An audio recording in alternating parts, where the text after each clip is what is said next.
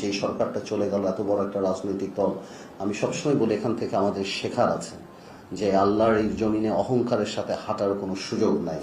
হ্যাঁ, আমরা মাটি ভেদ করে যেতে পারবো না, আকাশ ছিদ্র করে উপরে উঠতে পারবো না। এবং আমি মনে করি অনলি অ্যারোগেন্স অ্যান্ড ইগো, এই দুটো জিনিসই। এই যে আমার ভাইরা কথা বললেন যে এখানে এমন সব লোকের নাম আসলো, এক সময় এদের নাম কেউ বলতো না, তারেক সিদ্দিকী সাহেব এবং আপনার জিয়া সাহেব। এবং আপনি যদি দেখেন এদের যে অত্যাচার বা যা কিছু, সব কিছুর মোটো বা এই যে ডিজিএফআই ধরে নিয়ে যাওয়া, অত্যাচার করা, এই যে আমার ভাইদের কথা বলা, মোটো কিন্তু একজন ব্যক্তিকে ক্ষমতায় রাখা। সো যতই আপনি থিওরি দেন, আমি একটা বেসিক থিওরিতে যাই, আপনি রাষ্ট্র সংস্কার বলেন যা বলেন, মানুষটা ভালো হতে হবে, ভালো মানুষের রাজনীতিতে আসতে হবে। আপনি খারাপ মানুষ আনেন, আপনি যেই সংস্কারই করেন, we will corrupt the system যদি খারাপ হয়। আর যদি ভালো মানুষ হয়, আপনি যতই খারাপ দেন, আপনি দেখবেন তার মধ্যে থেকেও উনি ভালো কিছু বের হয়ে আসবে। সো এই ভালো মানুষ আসার সুযোগ করে দিতে হবে, এবং it's a very big journey এই ভালো মানুষকে খুঁজে বের করা বা তাদেরকে ওই জায়গায় আনা। বাট এটার জন্য আমি মনে করি যে এটা শুধুমাত্র আল্লাহ যদি চায়, আমাদের কর্মকাণ্ডে যদি এমন কিছু হয়, তাহলে সেখান থেকে ওই ভালো মানুষটা এখানে আসবে, যাতে করে আমরা ভালো দেখবো। এছাড়া আমরা অনেক কিছু করতে পারি, হ্যাঁ, করে কিছু সময়ের জন্য। ইভেন ইংল্যান্ডের মতো জায়গাতেও কিন্তু Margaret Thatcher became an iron lady and she successfully corrupted the system. পুরো সিস্টেমটাই কিন্তু উনি থ্যাচার গভর্নমেন্ট যেটা হয়ে গেছিল। তো আমি তাই বললাম, আমি সেই জিনিসটাকে সেভাবেই দেখি যে আমাদের আসলে এখন কোয়েস্টটা থাকা উচিত ভালো মানুষদেরকে অ্যাকোমোডেট করার জন্য, ভবিষ্যতে রাজনীতিতে আসার জন্য তারা কিভাবে। কারণ একটা দেশে যদি 20 বছর ম্যাট্রিক পাস না করে, আপনি অটোমেটিকলি ডক্টর ইঞ্জিনিয়ার পাবেন না। গত 20 বছরে 30 বছরে ভালো মানুষরা রাজনীতিতে আসতে চায় না, যে কোনো কারণেই হোক। আপনি বলতে পারেন রাজনীতি খারাপ ছিল, বা এই কারণও ছিল যে আমরা অনেক সেলফিশ হয়ে গেছিলাম। আমাদের হিরো, যেটা একটু আগে বলছিলাম, যে এক সময় হিরো ছিল আপনার সরওয়ার্দী সাহেব, শেরে বাংলা কতুল্লাহ, বঙ্গবন্ধু বা জিয়া রহমান বা ভাসানী সাহেব। এখন হিরো আমাদের পরিবর্তন হয়ে গেছে, রাজনীতিবিদ আর নো মোর হিরোজ।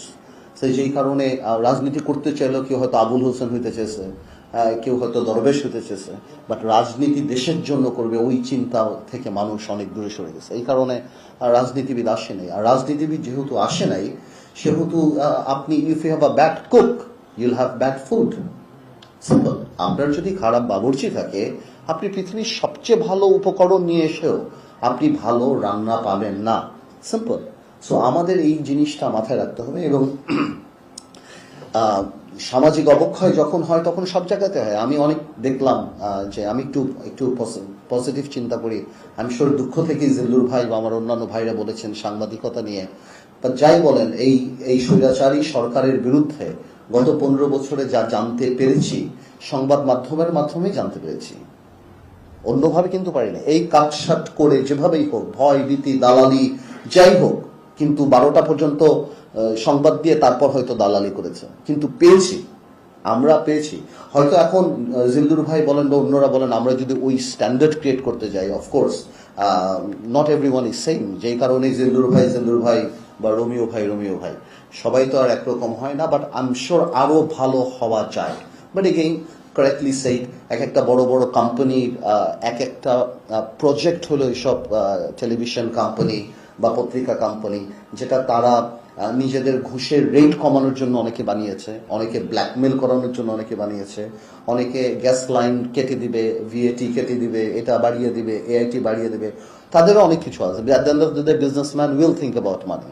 এবং আমরা এবারও দেখেছি যে বিজনেসম্যানদের যখন আপনার এই সরকার 2024-এ দামি নির্বাচন করার পর থেকে গেল, বাংলাদেশের অনেক প্রতিষ্ঠিত বড় বড় ব্যবসায়ীদেরকে দেখেছি যে তারা যখন এই বুঝে গেল যে আর হয়তো কোনোদিন ক্ষমতা থেকে যাবে না, 2041 বা প্রধানমন্ত্রী তো যাবেই না, প্রধানমন্ত্রী দেখা যাবে যে 90 বছরের পরে আইসিইউ থেকে আরো 10 বছর থাকবে, হ্যাঁ, ইট ডাজন্ট ম্যাটার, কিন্তু তারপরও কে আসবে তারা ঠিক করা আরম্ভ করে দিল, এরপরে আসবে, এবং প্রধানমন্ত্রীর কোনো অল্টারনেট নাই। তখন কিন্তু আমরা অনেক বড় বড় প্রতিষ্ঠিত ব্যবসায়ীদের দেখেছি যে কিভাবে তার আউট অফ দ্য বক্স যে প্রধানমন্ত্রীকে মা ডাকছে, বা যেটাকে আমরা বলি চাটুকারিতা করছে, এবং কিভাবে নিজেদেরকে বিলিয়ে দিচ্ছে। তো at the end of the day তারা হয়তো সেটার কথাই চিন্তা করেছেন। তো আমি কাউকে ছোট করার কথা বলছি না, আমি ইমান হালকার কথা বলছি আর কি। অনেকে হয়তো মনে করেছে যে আমরাই সব প্ল্যান করে ফেলবো, আর উপরে কেউ নাই, আর কোনো কিছু হবে না। তো সেখান থেকেই হয়তো এটা। এখন বাস্তবতা নিয়ে অল্প একটু কথা বলি। অনেক কথা হয়েছে। দেখুন, আমি জেল থেকে বের হওয়ার পরে 5 তারিখের পরে আমি একটা মাত্র শোতে গিয়েছিলাম। আমি এরপর 1.5 মাস কোনো শোতে যাইনি। আজকে 1.5 মাস আমি যাই না, বিকজ আমি পার্সোনালি বিলিভ করি এবং প্রথম থেকেই বলি আমি যে এই সরকারকে আমাদের সুযোগ দেওয়া দরকার। এই সরকার আসছে, এই কারণে আমি বিং আ পলিটিশিয়ান, আমি আমার জায়গা থেকে জানি কোনো রং মেসেজ না যায়, এই কারণে আমি কথা বলা থেকে বিরত থাকি। কারণ আমি কথা বললে তো আমি যেটা ফিল করি সেটাই আমার বলতে হবে। আজকে আমার কিছু বলতে হবে, যেহেতু জেলুর ভাই আমাকে ইনভাইট করেছে। আর আরেকটা ব্যাপার হলো যে আমি শ্রদ্ধা রেখেই বলছি যে আমি এই সরকারে আশা করব, যেটা মাসুদ কামাল ভাইয়ের মুখ শুনেই বলি, যে ওনারা যাতে এটাকে পজিটিভলি নেয় আমরা যে কথাগুলি বলছি। প্রথম কথা হলো, আমি যেটা করি, সরকার নামানো আর সরকার চালানো এক জিনিস না। সরকার নামানো আর সরকার চালানো এক জিনিস না। এই সরকার প্রথম যে জিনিসটা ভুল করেছে, যে এই আন্দোলনটা শুধুমাত্র বৈষম্য বিরোধী ছাত্র আন্দোলনের ক্রেডিট হিসেবে নিয়েছে, উইচ ইজ নট রাইট। এটা 15 বছর 17 বছরের মানুষের ক্ষোভ। প্রত্যেকটা শ্রেণীর মানুষ বিগত সরকার দ্বারা এফেক্টেড। কেউ ডিম খেতে হয়েছে আপনার বেশি দামে, কেউ মাছের চেহারা দেখে নাই, তেলাপিয়া মাছ খেতে হয়েছে, কেউ চাকরি হারিয়েছে, কেউ পত্রিকা খুলে দিয়েছে লক্ষ কোটি টাকা পাচার, কেউ হয়তো গুম হয়েছে, কারো আত্মীয় স্বজন গুম হয়েছে, কেউ হয়তো ভোট দিতে পারে নাই, কেউ হাজারো প্রবলেমস। এই কারণে এবং বিভিন্নভাবে যখনই মিশুক মনির থেকে আরম্ভ করে যত আন্দোলনই হয়েছে এবং যত নিরাপদ সড়ক বলেন যা যা হয়েছে, সরকার খুব সুন্দর করে আন্দোলনগুলিকে আলাদা আলাদা ভাবে ডিল করেছে। এই একটা আন্দোলন যেখানে আমরা সবাই এক হয়ে যেতে পেরেছি। কোনো না কোনো কারণে আমরা একটা থ্রেট, একটা সুতোর মধ্যে, যেহেতু ছাত্র এটাও কোটা থেকে আরম্ভ করেছিল, তার একটা পার্টিকুলার একটা কারণে, আপনারা সবাই জানেন এটা। এবং তারপরে কিন্তু যখন রক্তের বন্যা বয়ে গেল এবং মানুষ মারা আরম্ভ হলো, এবং আস্তে আস্তে আমরা সবাই এটার মধ্যে ঢুকে গেলাম। এবং যখন সরকারটা শেখ হাসিনা সরকার চলে যাওয়ার পরেই যখন এই কথাগুলি আসা আরম্ভ হচ্ছিল, যে আন্দোলনটা ওনাদের বা এক স্বৈরাচার যে আরেক স্বৈরাচার আসবে কিনা, বা এই ধরনের কথাবার্তা আরম্ভ ছিল, স্বভাবতই একটা গ্যাপ কিন্তু দাঁড়িয়ে গিয়েছিল সাধারণ মানুষের মাঝখানে। আমার বোন একটু আগে বললো, আমার এক বোন ওখানে বলে গেল যে কেন যারা আন্দোলন করছিল তাদের গ্রাম অঞ্চলে অনেকে তাদেরকে ধমক দিচ্ছে বা তাদেরকে সিকিউরিটি হচ্ছে। এইটাই রিজন সিকিউরিটিটা হওয়ার। Because you have to understand that we are organized political parties. আমাদের মাইন্ডসেট গ্রামের মাইন্ডসেট এক না। আপনি ভোলাতে যে আমার বাড়ির সামনে আমাকে গালি দিতে পারবেন না, এটা রাইট অর রং অন্য কথা, but it's not the culture. Culture and democracy যখন বাধে, culture prevails. I am not getting into the argument এটা রাইট অর এটা রং। আপনি বাংলাদেশের কালচারে খালেদা জিয়া বা শেখ হাসিনা আমার বাড়ির সামনে যে আমাকে গালি দিতে পারবেন না, আমার দারোয়ান এসে আপনাকে মারবে বা ধমক দেবে বা লাঠি দিয়ে বাড়ি দেবে, এটাই কালচার। আমরা এখানে যেটা করি আর গ্রাম অঞ্চলে যেটা হয়, বা আমাদের যেখানে আমরা ডিপলি রুটেড, সেখানে হয় না, সেটা হবে না। ওই কথাগুলি বলার কারণে একটা বিরাট বৈষম্য বা একটা বিরাট গ্যাপ কিন্তু দাঁড়িয়ে গেছে। আমরা পলিটিক্যাল পার্টিরা কিন্তু ধৈর্যের সাথে কাছে আছি। আমরা বলেছি নো প্রবলেম, কোনো অসুবিধা নেই, আপনারা কাজ করেন, সংস্কার করেন আপনারা, আমরা আপনাদের পাশে থাকতেছি। আমরা কিন্তু বলি নাই, বিএনপিও খুব ম্যাচুরিটি করছে, আমরাও করেছি। আমরাও বলি, আমরা যারা ছোট বিএনপির সাথে, আমরাও স্মল স্টেক হোল্ডার্স। আমারও 3টা ছেলে মারা গিয়েছে এই আন্দোলনের সময়। হ্যাঁ, বিএনপির 400 450 জামাতের মারা গেছে, আরো অনেকে মারা গেছে। আমি সেটা বলছি, সেখানে একটা টেকনিক্যাল ভুল কাজ। I will not go into the details of the formation of the cabinet, ছাত্ররা এসেছে বা কারা এসেছে, বাট আমি এটা ইউনুস সাহেবকে বলেছি আমার সাথে যখন দেখা হয়েছে, ইনাদের মানুষের সাথে কানেক্টিভিটি নাই, একদমই নাই। They may be very capable, ওনাদের নিজস্ব জায়গাতে they may be very capable, they have requisite expertise, তারা হয়তো নিশ্চয়ই ভালো কেউ হবে, বাট মানুষ ওনাদেরকে চিনে না। বাংলাদেশের মানুষ চিনতে চায়, ফেল করলে গালি দিতে চায়, ভালো করলে প্রশংসা করতে চায়। এখানে কেউ চিনে না। রিজওয়ান আপা থাকলে ভালো হতো, পলিথিন সরাইতে সরকার আসে নাই। টেবিলের উপরে জগ থাকবে না প্লাস্টিকের মগ থাকবে, এটা কোনো বিবেচ্য বিষয় না। এটার জন্য এটা কোনো পরিবর্তন না। কোন পুলিশের জার্সি চেঞ্জ হবে না, পুলিশের লোগো চেঞ্জ হবে, স্টেডিয়ামের নাম পরিবর্তন হবে, এগুলি মুখ্য ব্যাপার না।